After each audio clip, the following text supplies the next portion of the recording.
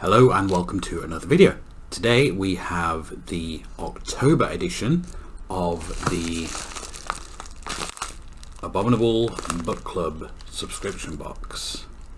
This should contain 2 new books, or a new book and a magazine, and a secondhand book, which I am almost certain to already have because I usually do. This one feels, it's quite thick this month. But it feels suspiciously light, so I'm not entirely sure why, but we're gonna have a look and see what's inside. So those are the contents. So yeah, it does look like we have 2 new books there. Let's have a look at the bookmark first. You always get a bookmark. In fact, we've got 2 bookmarks. No, we haven't. We've got a bookmark and something else. No, it is actually two bookmarks. So let's have a look. There's your bookmark. There is always a short story on the back. If you would like to read that and pause it, you can. I'm not going to read all that out. My camera's actually focusing today, that's quite rare. This second one, I don't entirely know what it is. You are cordially invited to the Accursed Library Halloween Ball. Some kind of fake invite thing, but the picture on it is really cool. I like that a lot. Whether or not that's actually related to one of the books in the box, I don't know. I also have a book plate there from someone, don't know who. So one of the books is a signed book, or rather it comes with a signed book plate. So let's have a look. There's a hardback one and a paperback one. So let's look at the hardback one first.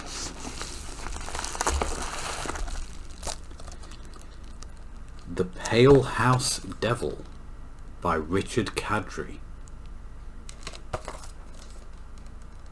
Never heard of this guy, but that's a pretty cool cover. Short book by the looks of it. How many pages have we got? About 120-ish. So it says, Ford and Newland are paranormal mercenaries, one living, one undead. One of them kills the undead, the other kills the living. When a job goes bad in New York, they head west to wait for the heat to cool down. There, a young woman named Tilda Rosenblum hires them on behalf of wealthy landowner Shepard Mansfield to track and kill a demon haunting a mansion in remote Northern California. As Ford and Newland investigate, they uncover a legacy of blood, sacrifice, and slavery in the house. Forced to confront a powerful creature unlike anything they've faced before, they come to learn that the most frightening monster might not be the one they're hunting. Okay, that definitely sounds interesting.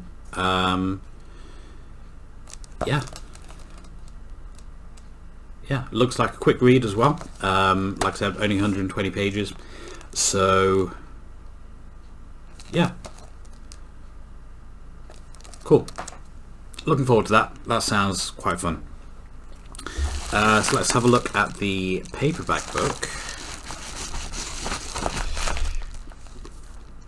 All Hallows, Christopher Golden. Now, this is one that I have heard of. I've seen reviews of it.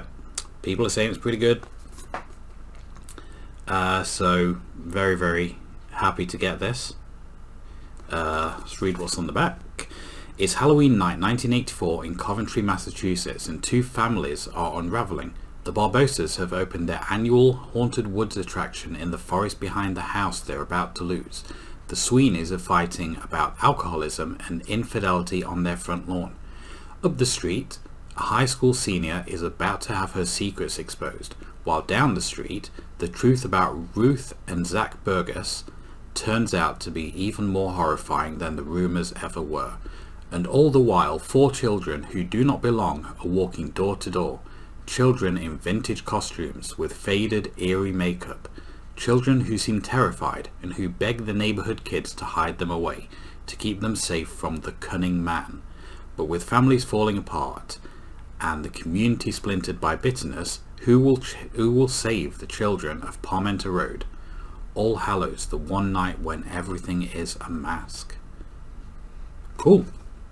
Yeah, sounds interesting. Like I said, that is something that I have seen people talking about, so it's quite cool to get that. There is a piece of paper in here, I'm assuming relating to one of the books. There are 2 pieces of paper relating to both of the books, I guess. So that is a message from the author of the first book. Forgot his name. Richard Kadri. If you want to read that, then you can pause that and read it. My camera's being very cooperative today. And we have one from Christopher Golden. It might not want to focus on that one.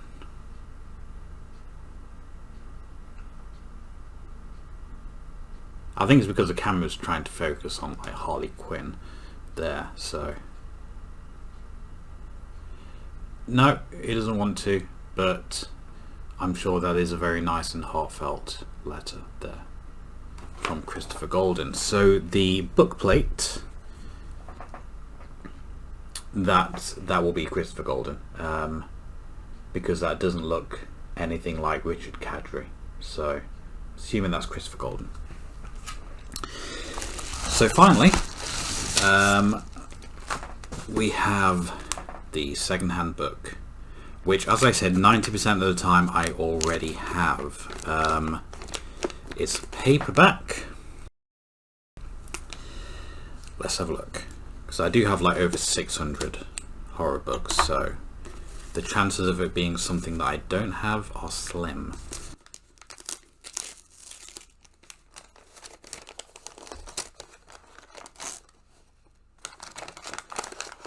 I don't have it.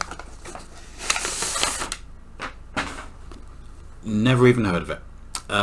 Siren by Trisha Wayburn. A love that's not of this world could be a love to die for. And it says, something deadly waits beneath the waves off Winter Harbour, and this summer no one's safe. Timid 17-year-old Vanessa Sands has always had her sister Justine to protect her, until Justine is found dead near their holiday home and her boyfriend Caleb goes missing.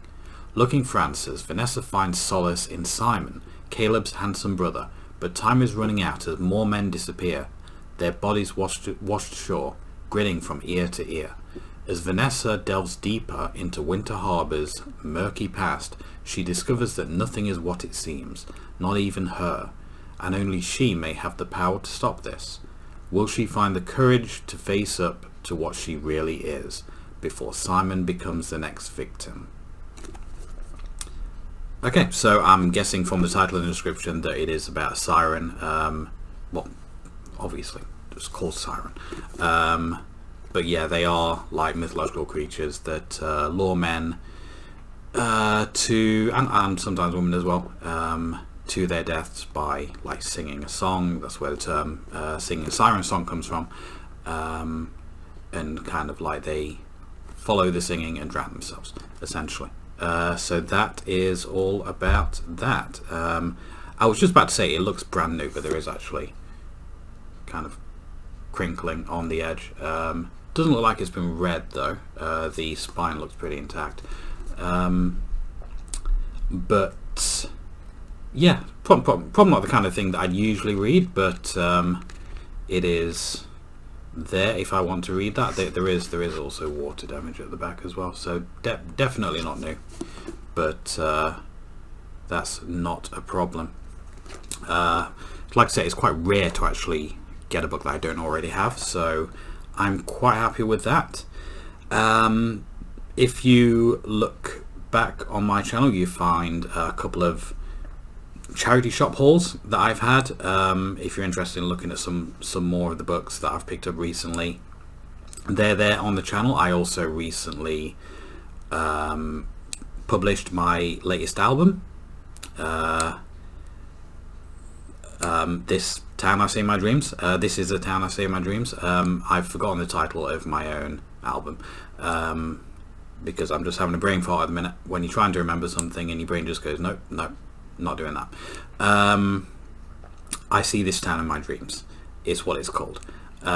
If you want to have a look at that, it's streaming completely free on YouTube, or you can buy it on Bandcamp. The link will be in the description, so check that out. But that was the October edition of the Abominable Book Club book subscription. So tune in next month for November's edition, and until then, please like, comment and subscribe, and I will see you next time.